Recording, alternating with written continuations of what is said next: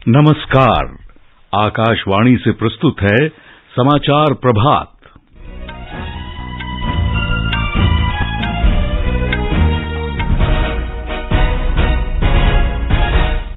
प्रधानमंत्री नरेंद्र मोदी ने कहा, भारत में स्वच्छ ऊर्जा प्रौद्योगिकी का बड़ा बाजार उभर रहा है। उन्होंने G7 राष्ट्रों को भारत के स्वच्छ ऊर्जा बदलाव प्रयासों में निवेश का आमंत्रण दिया। प्रधानमंत्री मोदी ने जर्मनी के चांसलर, यूरोपीय आयोग के अध्यक्ष और दक्षिण अफ्रीका के राष्ट्रपति तथा कनाडा के प्रधानमंत्री के साथ द्विपक्षीय वार्ता की। वस्तु और सेवा कर परिषद की 47वीं बैठक आज से चंडीगढ़ में। केंद्रीय मंत्री नितिन गडकरी ने कहा, सरकार 8 सीटों वाले वाहनों में 6 एयरबैग्स लगाना अनिवार्य करेगी। भारतीय स्टेट बैंक की रिपोर्ट के अनुसार महामारी के दौरान भारत में आय असमानता कम हुई। प्रवर्तन निदेशालय ने शिवसेना नेता संजय राउत को धनशोधन के 2 मामलों में आज पूछताछ के लिए बुलाया है। किर्गिस्तान में अंडर 23 एशियाई कुश्ती प्रतियोगिता में दीपक पुनिया ने कांस्य पदक जीत लिया है और भारत आयरलैंड के बीच दूसरा तथा अंतिम T20 क्रिकेट मैच आज डबलिन में।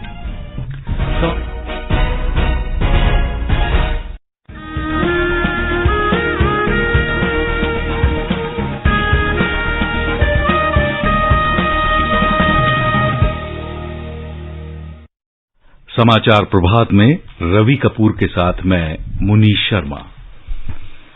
देश के 75वें स्वाधीनता दिवस समारोह के उपलक्ष्य में आजादी का अमृत महोत्सव के अंतर्गत सरकार अनेक गतिविधियों का आयोजन कर रही है। इस अवसर को जनोत्सव के रूप में मनाते हुए आकाशवाणी समाचार स्वाधीनता संग्राम और उसके गौरवशाली इतिहास पर एक विशेष प्रश्नोत्तरी कार्यक्रम प्रसारित कर रहा है।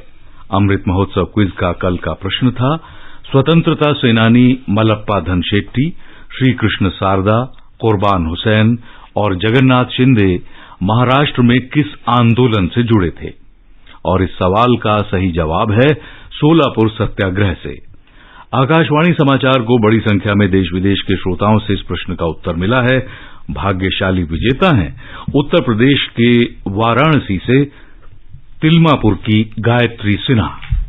तिलमापुर वाराणसी से मैं श्रीमती गायत्री सिन्हा अमृत महोत्सव क्विज की विजेता बनने पर अत्यंत प्रसन्न हूँ। बचपन से ही आकाशवाणी सुनती रही हूँ। इसके समाचार विश्वसनीय होते हैं। आजादी के अमृत महोत्सव पर सारे बलिदानियों को नमन। यह देश फिर से विश्व गुरु बने, ऐसी मेरी कामना है।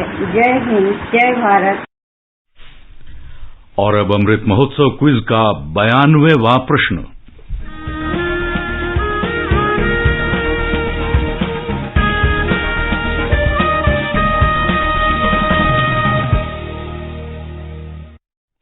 आज का प्रश्न है, किस नेता ने समाचार पत्र मूक नायक, जनता और समता का प्रकाशन शुरू किया था? प्रश्न को फिर से सुन लीजिए। किस नेता ने समाचार पत्र मूक नायक, जनता और समता का प्रकाशन शुरू किया था? आप अपने उत्तर हमें व्हाट्सएप नंबर 8826546262 पर भेज सकते हैं या फिर हमें इस पते पर ईमेल भी कर सकते हैं, अमृत महोत्सव quiz@prasarbharati.gov.in। नंबर एक बार फिर सुन लें। व्हाट्सएप नंबर है ये 8826546262 और ईमेल का पता है अमृत महोत्सव quiz@prasarbharati.gov.in। एक भाग्यशाली प्रतिभागी को चुना जाएगा विजेता और कल के समाचार प्रभात में उनके नाम की घोषणा की जाएगी। विजेता को ई प्रमाण पत्र और पुरस्कार भी दिया जाएगा।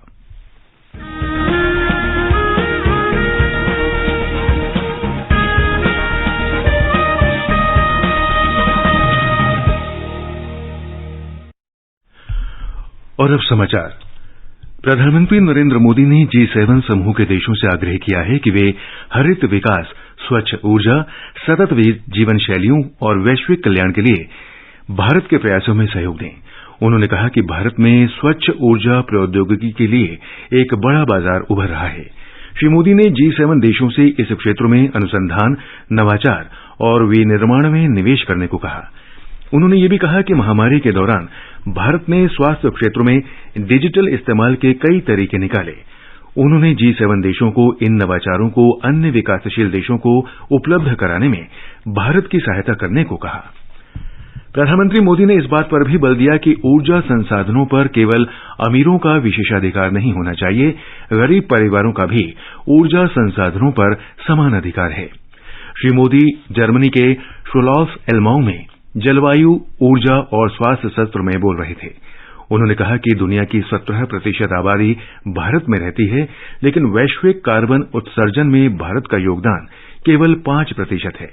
इसके पीछे मुख्य कारण भारतीय जीवन शैली है, जो प्रकृति के साथ सह अस्तित्व के सिद्धांत पर आधारित है। प्रधानमंत्री ने कहा कि भारत ने निर्धारित समय से 9 वर्ष पहले ही गैर जीवाश्म स्रोतों से 40% ऊर्जा क्षमता प्राप्त करने का लक्ष्य हासिल कर लिया है। पेट्रोल में 10% एथेनॉल मिश्रण का लक्ष्य समय से 5 महीने पहले ही हासिल कर लिया गया है। खाद्य सुरक्षा और स्त्री पुरुष समानता सत्र को संबोधित करते हुए प्रधानमंत्री मोदी ने कहा कि भारत का दृष्टिकोण महिला विकास से बदलकर महिला नेतृत्व में विकास हो गया है। G7 एक अंतर सरकारी राजनीतिक समूह है, जिसमें Canada, France, Germany, Italy, Japan, Britain और अमेरिका जैसे देश शामिल हैं। श्री मोदी जर्मन चांसलर के निमंत्रण पर G7 शिखर सम्मेलन में भाग ले रहे हैं।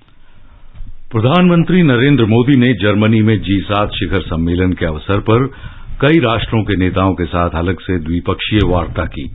वार्ता में कई महत्वपूर्ण मुद्दों पर सहमति बनी और कुछ मुद्दों की समीक्षा की गई। एक रिपोर्ट। प्रधानमंत्री नरेंद्र मोदी ने जर्मनी के चांसलर ओलाफ शोल्ज से मुलाकात की। दोनों नेताओं ने हरित और सतत विकास भागीदारी आगे बढ़ाने पर बल दिया। जलवायु परिवर्तन, इसकी रोकथाम के उपायों के लिए धन जुटाने और प्रौद्योगिकी हस्तांतरण जैसे विभिन्न मुद्दों पर विचार विमर्श हुआ। दोनों नेता व्यापार, निवेश तथा लोगों के बीच संपर्क और बढ़ाने पर भी सहमत हुए। उन्होंने अंतर्राष्ट्रीय संस्थाओं में अधिक समन्वय, विशेषकर भारत की G20 देशों की आगामी अध्यक्षता के संदर्भ में भी विचार किया। प्रधानमंत्री मोदी ने कनाडा के प्रधानमंत्री जस्टिन ट्रूडो के साथ भी द्विपक्षीय वार्ता की। इस वार्ता में व्यापार और आर्थिक संपर्क, सुरक्षा सहयोग और आतंकवाद से निपटने तथा लोगों के बीच संपर्क बढ़ाने के उपायों पर विचार विमर्श किया गया। श्री मोदी और यूरोपीय आयोग की अध्यक्ष उर्सुला वैन डेर लियन के बीच भी शिखर सम्मेलन से अलग बातचीत हुई। बैठक में व्यापार सहयोग मजबूत करने, जलवायु परिवर्तन की रोकथाम में सहयोग, उभरती प्रौद्योगिकी और सांस्कृतिक संपर्कों पर विचार विमर्श हुआ। प्रधानमंत्री श्री मोदी की दक्षिण अफ्रीका के राष्ट्रपति सिरिल रामाफोसा के साथ भी अलग से बैठक हुई। दोनों नेताओं ने रक्षा, शिक्षा और कृषि क्षेत्रों में प्रगति पर संतोष व्यक्त किया तथा व्यापार और निवेश तथा खाद्य सुरक्षा जैसे क्षेत्रों में सहयोग बढ़ाने पर बल दिया। समाचार कक्ष से हिमांशु कांडपाल।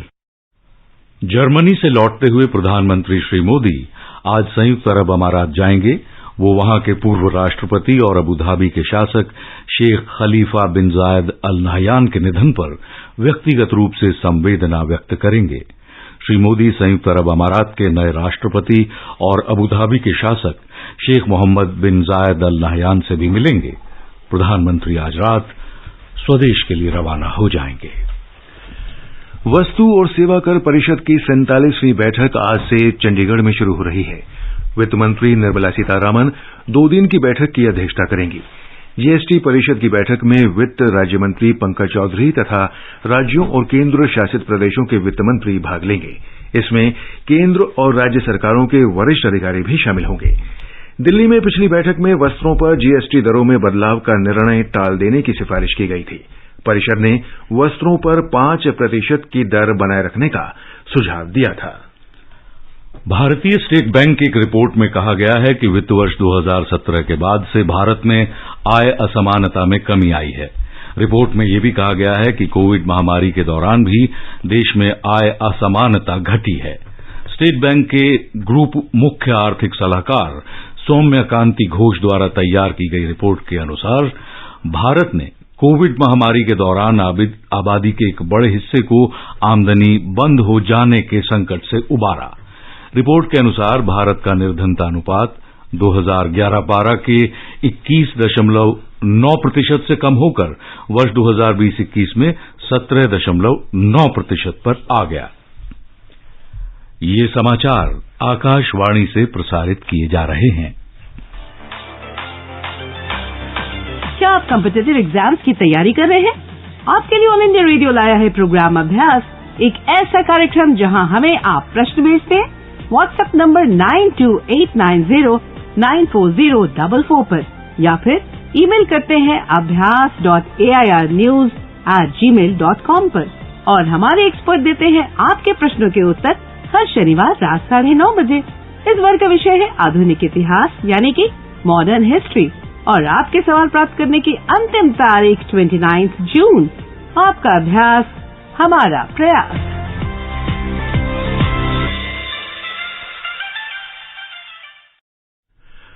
आगे बढ़ने से पहले एक नजर मुख्य समाचारों पर। प्रधानमंत्री नरेंद्र मोदी ने कहा, भारत में स्वच्छ ऊर्जा प्रौद्योगिकी का बड़ा बाजार उभर रहा है। उन्होंने G7 राष्ट्रों को भारत के स्वच्छ ऊर्जा बदलाव प्रयासों में निवेश का आमंत्रण दिया है। प्रधानमंत्री मोदी ने जर्मनी के चांसलर, यूरोपीय आयोग की अध्यक्ष तथा दक्षिण अफ्रीका के राष्ट्रपति और कनाडा के प्रधानमंत्री के साथ द्विपक्षीय वार्ता की। वस्तु और सेवा कर परिषद की 47वीं बैठक आज से चंडीगढ़ में। केंद्रीय मंत्री नितिन गडकरी ने कहा, सरकार 8 सीटों वाले वाहनों में 6 एयरबैग लगाना अनिवार्य करेगी। भारतीय स्टेट बैंक की रिपोर्ट के अनुसार महामारी के दौरान भारत में आय असमानता कम हुई। प्रवर्तन निदेशालय ने शिवसेना नेता संजय राउत को धनशोधन के 2 मामलों में आज पूछताछ के लिए बुलाया। किर्गिस्तान में अंडर 23 एशियाई कुश्ती प्रतियोगिता में दीपक पुनिया ने कांस्य पदक जीता और भारत आयरलैंड के बीच दूसरा और अंतिम T20 क्रिकेट मैच आज डबलिन में। सड़क परिवहन और राजमार्ग मंत्री नितिन गडकरी ने कहा है कि सरकार 8 सीटों वाले मोटर वाहनों में कम से कम 6 एयरबैग्स लगाना अनिवार्य करेगी। Intel India safety pioneers conference 2022 को संबोधित करते हुए श्री गडकरी ने कहा कि देश भर में हर साल दुर्घटनाओं में लगभग 1,50,000 लोगों की मौत होती है। एयरबैग वाहन में यात्रा कर रहे व्यक्ति के लिए बचाव और सुरक्षा की प्रणाली है जो दुर्घटना के दौरान चालक और वाहन के डैशबोर्ड के बीच एक अवरोध का काम करती है, जिससे गंभीर चोट की आशंका रोकी जा सकती है। Every year we have 5 lakh accidents and 1.5 lakh deaths and 3 lakh serious injuries. 400 accidental deaths per hour in the country. This is the statistic. We have decided to 6 airbags. Some of the company people constantly making opposition for that. We want to save the life of the people, and that is exactly the reason that we need the cooperation from the stakeholders. प्रवर्तन निदेशालय ने धनशोधन के 2 अलग-अलग मामलों में शिवसेना नेता संजय राउत को आज पूछताछ के लिए बुलाया है। पहला मामला दीवान आवासीय वित्त निगम लिमिटेड के प्रमोटर कपिल वधावन और उनके भाई धीरज वधावन पर 34,000 करोड़ रुपए की ऋण धोखाधड़ी के आरोपों से संबंधित है। दूसरा मामला 1,200 करोड़ रुपए के चौल पुनर्विकास धोखाधड़ी से जुड़ा है।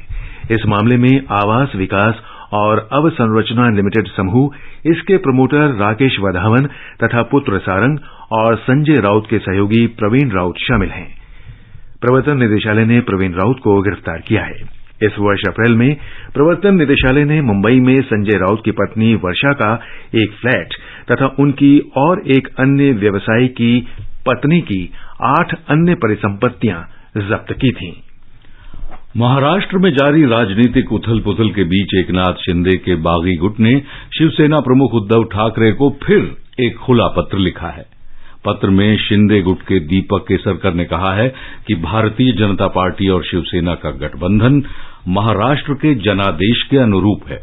उन्होंने विश्वास व्यक्त किया है कि ये गठबंधन महाराष्ट्र को विकास की नई ऊंचाइयों तक ले जाएगा। एक रिपोर्ट। एकनाथ शिंदे खेमे के नेता दीपक केसरकर ने शिवसेना भाजपा गठबंधन के लिए दोहराते हुए कहा कि उनकी लड़ाई पार्टी के अस्तित्व के लिए, मराठी और हिंदुत्व के गौरव के लिए है। उन्होंने कहा, ये बगावत नहीं बल्कि शिवसेना के स्वाभिमान की लड़ाई है और वे तब तक नहीं रुकेंगे जब तक कि वे विजयी नहीं हो जाते। उन्होंने उद्धव ठाकरे से इस विचार पर विचार करने और भाजपा के साथ नया गठबंधन बनाने का आग्रह किया। उन्होंने कहा, शिवसेना की कीमत पर राष्ट्रवादी कांग्रेस पार्टी और कांग्रेस सत्ता का आनंद ले रहे हैं और आरोप लगाया कि वे पार्टी की नींव को खत्म करने के लिए भी प्रयास कर रहे हैं। इस बीच भाजपा नेता सुधीर मुनगंटीवार ने कहा कि जब शिवसेना का प्रस्ताव आएगा तो वे कोर कमेटी की बैठक में इस पर विचार करेंगे। उन्होंने कहा उनकी पार्टी राज्य में हो रहे सभी राजनीतिक घटनाक्रम पर करीबी से नजर रखे हुए है। उन्होंने स्पष्ट किया कि एकनाथ शिंदे ने भी नई सरकार के गठन पर भाजपा को कोई प्रस्ताव नहीं दिया है। कुणाल शिंदे, आकाशवाणी समाचार, मुंबई। गृहमंत्री अमित शाह बृहस्पतिवार को भारतीय संस्कृति और दर्शन में मानवाधिकार विषय पर एक राष्ट्रीय सम्मेलन का उद्घाटन करेंगे।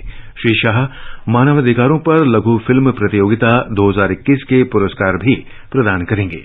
राष्ट्रीय मानवाधिकार आयोग 2 दिन के सम्मेलन का आयोजन इंदिरा गांधी राष्ट्रीय कला केंद्र के साथ मिलकर कर रहा है। विदेश मंत्री डॉक्टर एस जयशंकर सम्मेलन के समापन सत्र में मुख्य अतिथि होंगे। सरकार ने रबी विपणन सीजन 2022-23 में अभी तक 187,86,000 मीट्रिक टन गेहूं की खरीद कर ली है।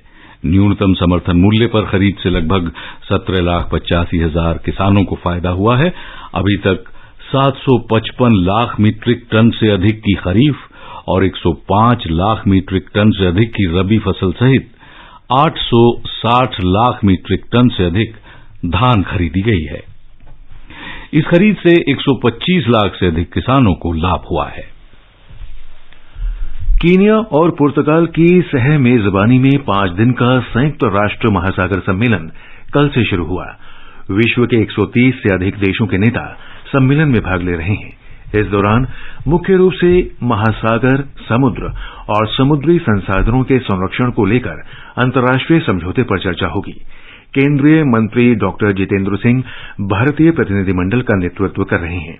कल सम्मेलन के पहले दिन उन्होंने विभिन्न देशों के मंत्रियों के साथ द्विपक्षीय वार्ताएं की। आज वे सम्मेलन के पूर्ण सत्र में भारत का वक्तव्य प्रस्तुत करेंगे। महासागर सम्मेलन ऐसे महत्वपूर्ण समय में हो रहा है जब विश्व के समक्ष सतत विकास लक्ष्य हासिल करने के लिए नवाचारी और पर्यावरण अनुकूल समाधान तथा संरचनात्मक बदलावों की चुनौतियां हैं। सतत विकास लक्ष्य महासागर, समुद्र और समुद्री संसाधनों के संरक्षण और विवेकशील उपयोग पर बल देता है। दीपक पुनिया ने किर्गिस्तान के बिश्केक में अंडर 23 एशियाई कुश्ती प्रतियोगिता में कांस्य पदक जीता है। उन्होंने 86 किलोग्राम फ्री स्टाइल श्रेणी में मस्कत सेतिबाल्डी को हराया। दीपक पुनिया 2019 विश्व चैंपियनशिप में रजत पदक विजेता रहे थे। अंडर 23 प्रतियोगिता के शुरुआती 2 राउंड में पुनिया को उज्बेकिस्तान और किर्गिस्तान के खिलाड़ियों से हार का सामना करना पड़ा। अंडर 23 एशियाई कुश्ती में भारत ने 10 स्वर्ण पदक सहित 25 पदक जीते हैं। भारत और आयरलैंड के बीच दूसरा और अंतिम T20 क्रिकेट मैच आज डबलिन में खेला जाएगा। ये मैच भारतीय समयानुसार रात 9 बजे से खेला जाना है। रविवार को पहले मैच में भारत ने मेजबान आयरलैंड को 7 विकेट से हरा दिया था। आयरलैंड के साथ 2 मैचों की ये श्रृंखला 1 जुलाई से भारत और इंग्लैंड के बीच होने वाली क्रिकेट श्रृंखला का पूर्वाभ्यास मानी जा रही है। वर्ष के तीसरे grand slam Wimbledon tennis tournament में पुरुषों के सिंगल्स में ब्रिटेन की एंडी मरे ने आरंभिक मुकाबले में ऑस्ट्रेलिया के जेम्स डकवर्थ को हरा दिया। दूसरे दौर में मरे का मुकाबला अमेरिका के जॉन इजनर से होगा। स्पेन के कार्लोस अल्कराज ने जर्मनी के यान नेनार्ड स्ट्रफ को हराकर दूसरे दौर में प्रवेश किया। महिला सिंगल्स में ब्रिटेन की एमा राडुकानु ने बेल्जियम की एलिसन वेन को पराजित किया। दूसरी वरीयता प्राप्त एस्टोनिया की एनेट कॉन्टावीट ने अमेरिका की बर्नार्डा पेरा को हराकर दूसरे दौर में जगह बनाई। आजादी का अमृत महोत्सव के अंतर्गत आइए अब सुनते हैं आकाशवाणी की ये विशेष प्रस्तुति आजादी का सफर। आजादी का अमृत महोत्सव।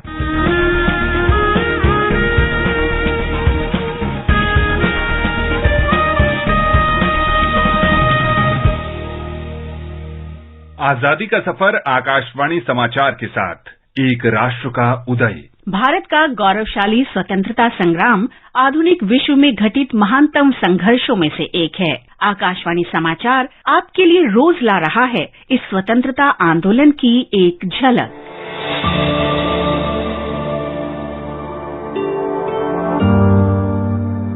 आजादी का सफर की आज की कड़ी में हम स्वतंत्रता सेनानी और देश के पूर्व प्रधानमंत्री पीवी नरसिम्हा राव का स्मरण कर रहे हैं, जिनकी आज जयंती है। पीवी नरसिम्हा राव का जन्म 28 जून 1921 को हैदराबाद के करीमनगर में हुआ था। उन्हें भारत में आर्थिक सुधारों का जनक कहा जाता है।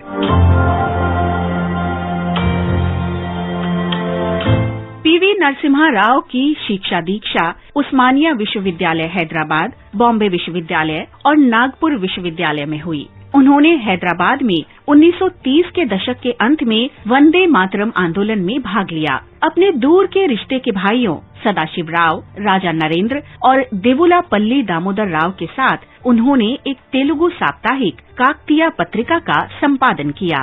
नरसिम्हा राव और सदाशिव राव दोनों ने इस पत्रिका के लिए जया विजया के उपनाम से लेख लिखे।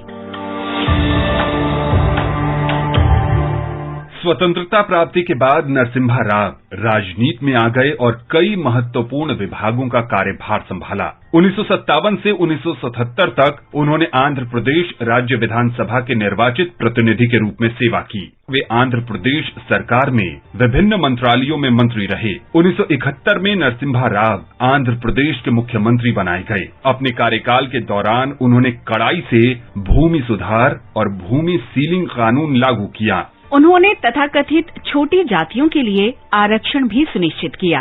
1977 में वे लोकसभा के लिए चुने गए और गृह मंत्रालय से लेकर रक्षा और विदेश मंत्रालय तक विभिन्न महत्वपूर्ण मंत्रालयों में कार्यरत रहे।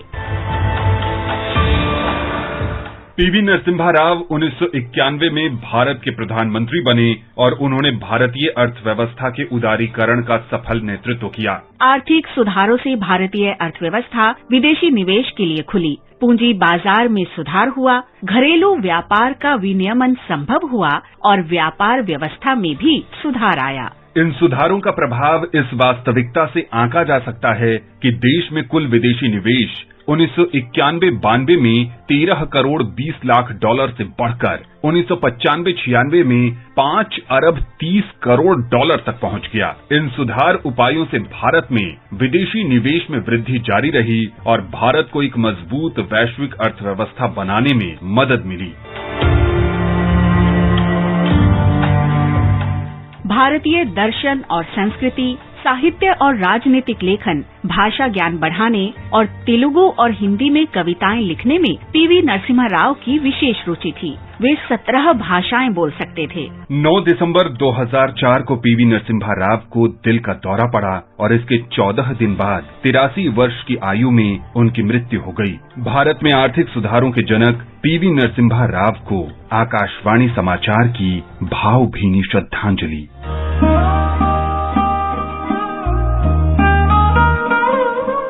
आज हम स्वतंत्रता सेनानी शिव प्रसाद गुप्ता को भी याद कर रहे हैं, जिनका जन्म 28 जून 1883 को हुआ था। महात्मा गांधी के निकट सहयोगी शिव प्रसाद ने अपना पूरा जीवन स्वतंत्रता संग्राम के विभिन्न आंदोलनों में सक्रियता से भाग लेने, सहयोग करने और आर्थिक सहायता उपलब्ध करवाने में समर्पित कर दिया था।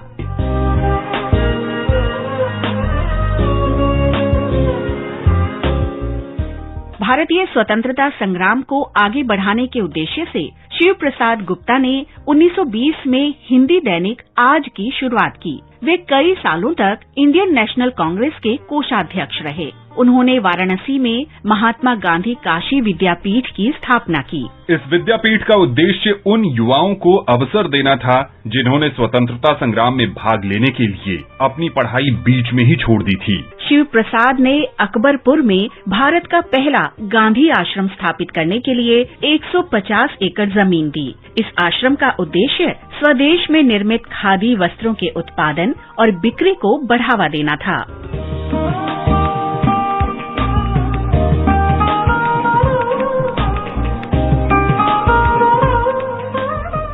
गांधी जी ने शिव प्रसाद गुप्ता को राष्ट्र रत्न की उपाधि प्रदान की थी।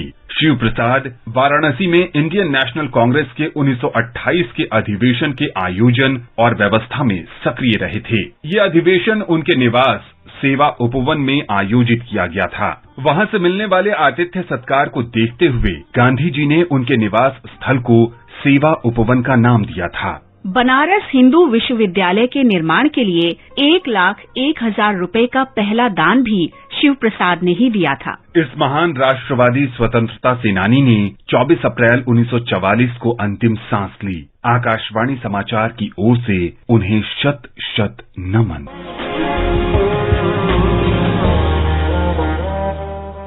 और अब आजादी का सफर आकाशवाणी समाचार के साथ श्रृंखला की ये कड़ी यहीं संपन्न होती है। मिलते हैं कल अगली कड़ी में।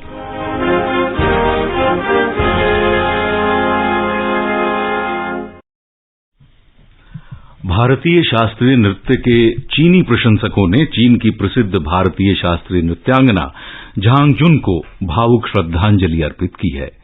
झांग जुन की स्मृति में एशिया इंफ्रास्ट्रक्चर इन्वेस्टमेंट बैंक सभागार में मनोरम भारतीय शास्त्रीय नृत्य कार्यक्रम आयोजित किया गया और इस अवसर पर सैकड़ों चीनी विद्यार्थियों सहित झांग जुन के प्रशंसकों के अलावा चीन में भारत के राजदूत प्रदीप कुमार रावत, AIIB के अध्यक्ष और चीन के पूर्व उप वित्त मंत्री जिन लिक्विन भी उपस्थित थे। ये समाचार हमारी वेबसाइट newsonair.gov.in/hindi पर भी उपलब्ध हैं। और रवि, अब बताएं कि क्या है खास आज के समाचार पत्रों में। जी मुनीश, आज समाचार पत्रों की सुर्खियों में छाए हुए दो प्रमुख मुद्दे हैं। G7 शिखर सम्मेलन में प्रधानमंत्री का भाषण और महाराष्ट्र में लगातार खिंचता जा रहा राजनीतिक संकट और शिवसेना की उलझन। नवभारत टाइम्स ने अपने मुख्य पृष्ठ पर प्रधानमंत्री मोदी और अमेरिकी राष्ट्रपति जो बाइडेन की हाथ मिलाते हुए तस्वीर प्रकाशित की है। शीर्षक दिया है, आगे बढ़, बाइडेन ने मोदी से मिलाया हाथ। साथ ही लिखा है, पीएम बोले गरीब देश ही क्लाइमेट को नुकसान पहुंचा रहे, ये गलतफहमी। अमर उजाला की सुर्खी है, शिवसेना के बागी विधायकों को सुप्रीम राहत, अयोग्यता पर 12 तक फैसला नहीं। हरिभूमि का शीर्ष समाचार है, नेवी में पहली बार सेलर बनेंगी महिलाएं, INS चिल्का पर होगी उनकी ट्रेनिंग। अखबार ने फ्रांस के राष्ट्रपति इमैनुअल मैक्रों और प्रधानमंत्री मोदी की चाय पर चर्चा की तस्वीर सबसे ऊपर प्रकाशित की है और प्रधानमंत्री मोदी के इस कथन को प्रमुखता से छापा है कि अब भारत तेजी से बढ़ने वाली अर्थव्यवस्था। राष्ट्रीय सहारा का समाचार है, अल बदर को फिर से खड़ा कर रही है ISI। अखबार कहता है कि आतंकियों के पालन पोषण को लेकर financial action task force FATF की फटकार के डर से पाकिस्तान में आतंकी गुटों के चेहरे की प्लास्टिक सर्जरी कर दी है। सिर्फ नाम बदला है, काम वही। खुफिया सूत्रों का हवाला देते हुए पत्र का कहना है कि ISI अल बदर जैसे पुराने आतंकी गुट को फिर से सक्रिय करने में लग गई है। हिंदुस्तान ने अपना देश शीर्षक वाले पृष्ठ पर उत्तराखंड की इस खबर को प्रमुखता दी है कि यदि कांवड़ यात्रा के दौरान भड़काऊ गाने बजाए जाते हैं तो सख्त कार्रवाई होगी। पत्र ने सोमवार को भीमताल में बादल फटने के बाद क्षतिग्रस्त पुल की तस्वीर छापते हुए मौसम विभाग की ये चेतावनी भी प्रकाशित की है कि उत्तराखंड में अगले 2 दिन भारी बारिश हो सकती है। राजस्थान पत्रिका ने राष्ट्रपति रामनाथ कोविंद की वृंदावन यात्रा का समाचार सचित्र प्रकाशित किया है और लिखा है कि राष्ट्रपति ने बांके बिहारी मंदिर में दर्शन के बाद आश्रय सदन में जीवन यापन कर रही विधवा महिलाओं से भी भेंट की और उनका हाल जाना। बुलेटिन समाप्त होने से पहले अमृत महोत्सव क्विज का आज का सवाल फिर से सुन लीजिए। सवाल है, किस नेता ने समाचार पत्र मूक नायक, जनता और समता का प्रकाशन शुरू किया था? आप अपने जवाब हमें भेज सकते हैं इस व्हाट्सएप नंबर पर 8826546262 और चाहें तो आप ईमेल भी कर सकते हैं। ईमेल का हमारा पता है amritmahotsav@prasarbharati.gov.in। आकाशवाणी के साथ अमृत महोत्सव क्विज में भाग लीजिए और स्वतंत्रता की 75वीं वर्षगांठ के आयोजनों में शामिल रहिए हमारे साथ। और अंत में इस बुलेटिन के मुख्य समाचार एक बार फिर। प्रधानमंत्री नरेंद्र मोदी ने कहा, भारत में स्वच्छ ऊर्जा प्रौद्योगिकी का बड़ा बाजार उभर रहा है। प्रधानमंत्री मोदी ने जर्मनी के चांसलर और अन्य नेताओं के साथ द्विपक्षीय वार्ता की। वस्तु और सेवा कर परिषद की 47वीं बैठक आज से चंडीगढ़ में। केंद्रीय मंत्री नितिन गडकरी ने कहा, सरकार 8 सीटों वाले वाहनों में 6 एयरबैग्स लगाना कर देगी अनिवार्य। किर्गिस्तान में अंडर 23 एशियाई कुश्ती प्रतियोगिता में दीपक पुनिया ने कांस्य पदक जीता है और भारत आयरलैंड के बीच दूसरा और अंतिम T20 क्रिकेट मैच आज डबलिन में। और इसके साथ ही समाचार प्रभात का ये अंक समाप्त हुआ। नमस्कार।